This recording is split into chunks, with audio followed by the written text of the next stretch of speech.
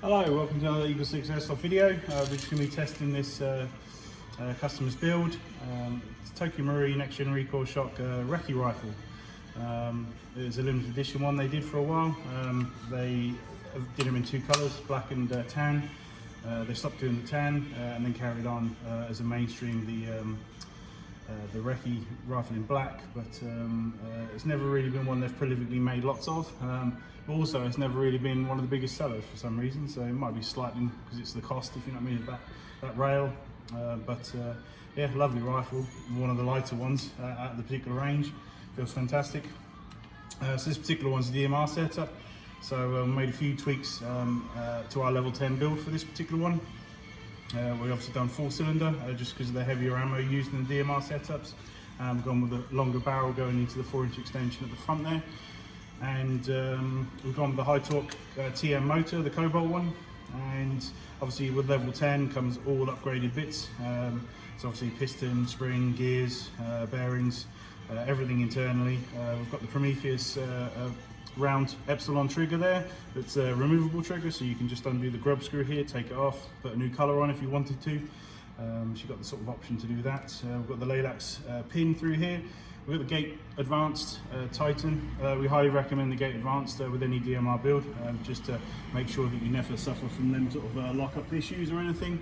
And we've obviously done the, we've kept the wireless system, but we've done the widening of the stock to fit the bigger 2600 batteries, and we've put the Dean's mod onto the contact bars at the end here to obviously give you the usability of fitting, you know, any battery you like to it, rather than using the quick change ones. And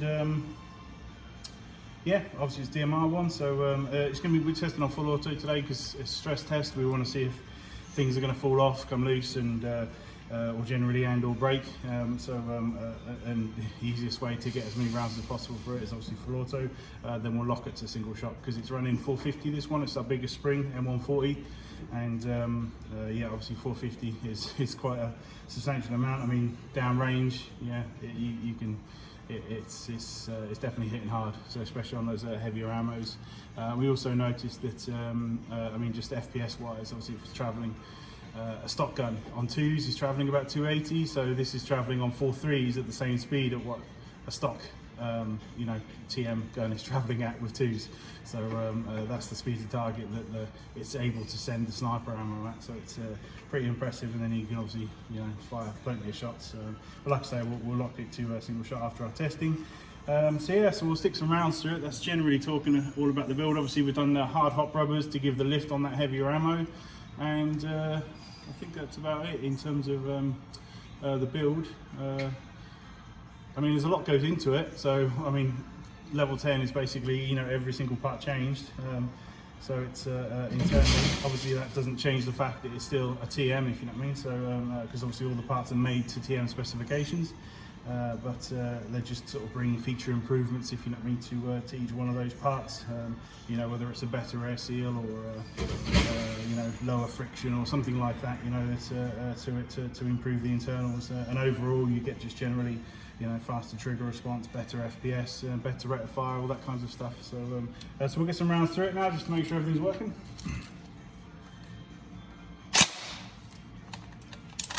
Put some ammo in, that'll help.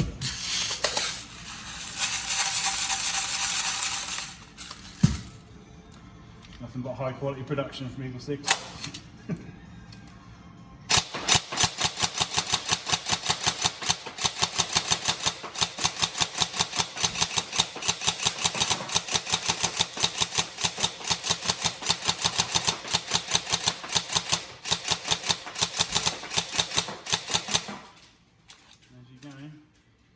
Super snappy trigger response on the, you know, bearing in mind that it's got huge spring in there.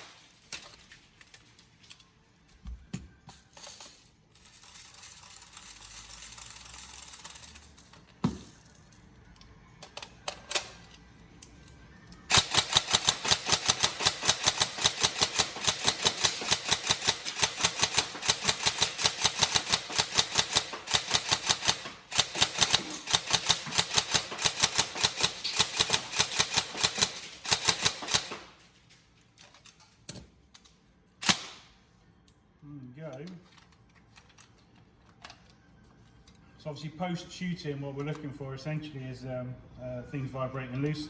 We actually did our Loctiting yesterday for this. We pretty much make that standard policy now to Loctite, then wait a day.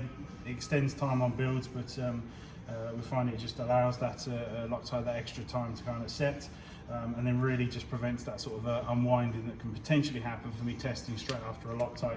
And we find just a tighter build overall, and obviously less sort of complaints, if you know, from customers like 2 months later, if you know what I mean, something working loose. Obviously there's always going to be that sort of potential for maintaining your gun, you know, so over time, but obviously we want to try and, you know, while still maintaining serviceability, obviously not gluing things, you know, the sort of the least amount of hassle from the customer side, if you know what I mean. So, but yeah. So like I say, it's all working, all great and good, and we hope you enjoy the build. And any problems, let us know. Thank you very much.